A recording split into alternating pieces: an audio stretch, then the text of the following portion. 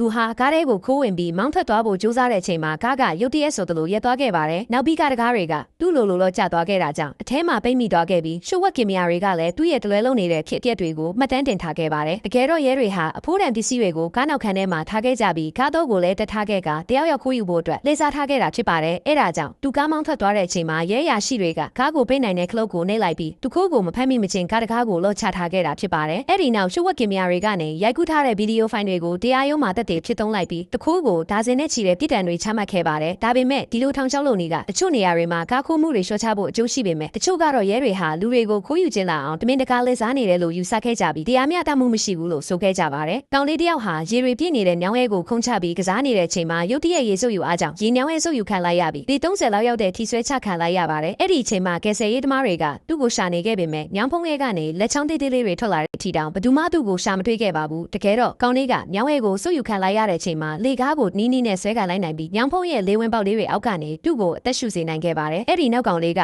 သူ့ရဲ့လက်ချောင်းတွေကိုညောင်းဖုံးရဲကနေထုတ်ပြလိုက်ပြီးကယ်ဆယ်ရေးသမားတွေကအဖုံးကိုလမ်းဖွင့်လိုက်တဲ့အခါမှာကောင်လေးကတကူလုံးဆူနေခဲ့ပေမဲ့အသက်ရှင်နေခဲ့ပါတယ်။